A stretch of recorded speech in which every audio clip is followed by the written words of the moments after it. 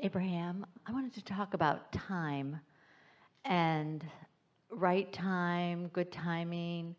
The contrast I experience is usually in relationship to time, like there's not enough time or I'm tense about time, and how to use time most productively. If I notice I'm intense about time, to have it focus me, or what's the way to shift from tense or out of the vortex because there's a lack of time or the perceived lack of time into... When you're feeling this in a strong way, what it usually means, and we'll talk specifically with you about some things, but what it usually means is that you are relying more upon your action than is really a good idea.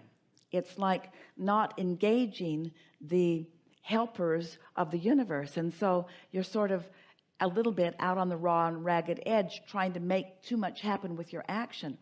The words that we have said through the years are, there's just not enough time to compensate for the lack of alignment. Now, that's too strong of a statement for you, because you are often in alignment. But sometimes, like everyone, Esther does it too, sometimes you'll jump into action first because it was your first awareness of how you get things done, and you're just now coming into awareness that there is a leverage in alignment that you're not always getting to first. And so whenever you feel shortage of anything, it always means that you haven't taken the time to get into alignment, but you are moving forward anyway. And it is also a conversation that we have with people who are highly productive.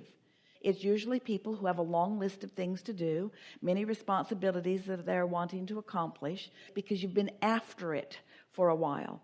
And we are not going to ask you to stop being after it, because it feels good to be and it is your nature, but we are asking you to do a little more aligning first. Recently we said to our physical friends, we would like you to do, in terms of action, about 20% less than you're accustomed to doing, and increase your meditation time or your soothing of yourself time, or of your doing things that feel good to you time, by that 20%. Flip that just a little bit and watch the benefit that it brings back to you. It seems counterintuitive, because it seems like if there are X number of hours in a day and there are this many actions that I can do, then if I stay after it, I will accomplish more. But it just doesn't work out that way, because the universe will yield to you timing within your time if you take the time for alignment. Time is perceptual. It isn't this static moving of the tick, tick, tick of the clock and calendar in the way that you think it is. It is perceptual. So you can get into this vibrational alignment with that broader perspective. Esther has been having fun with watching the difference in the way set periods of time feel. People have said, in a flawed way, many times, that time flies when you're having fun. Well, that isn't actually what's happening. It's that when you are fully engaged with the fullness of who you are, so that you're deciphering more incrementally the components of your moment, it gives you more awareness and more perception per second or per moment, and it makes time actually stretch. So let's just say, let it be your mantra for a little while, time expands through my complete alignment. Time expands. And it's accurate to say time is expanding, but it's even more accurate to say I'm perceiving more of the details within the expanded time.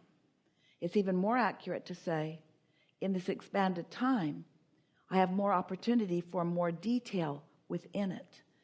And what you'll begin to notice, it's like you hear people talk about how something happened and the whole world sort of went into slow motion for just a little bit. Well, it doesn't go into slow motion. It goes into effective motion. It's the timing factor of time that we want you to allow yourself the benefit of engaging in. Because I want that, and sometimes I have the feeling of going through a whole day and being in this space outside of time, or when I travel, like I just know I just get relaxed, and even if it's a 24 hours to travel to the other side of the planet, it's like I can move really effortlessly, like don't stress about it. But think about why that is.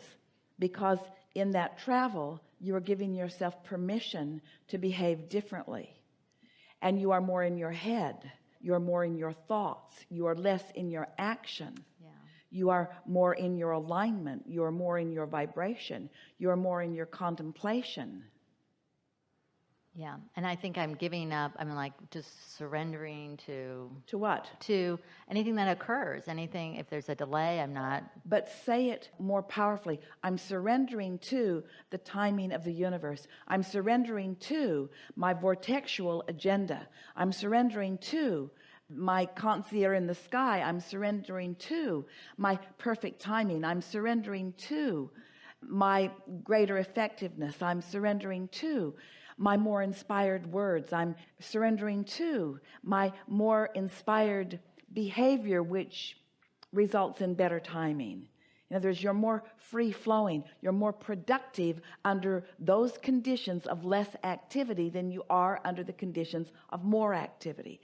And a perfect blend of that makes for a perfect life. We like to say, get tuned in, tapped in, turned on, know that you are, and then follow any inspired thought. But most people say, I'll just do what I have to do. And Esther used to say to Jerry, I don't have time to meditate. And he would mumble as he went away, you don't have time not to meditate. Please meditate. Because once you meditate and come back into alignment, everything starts yielding to you in a more productive fashion.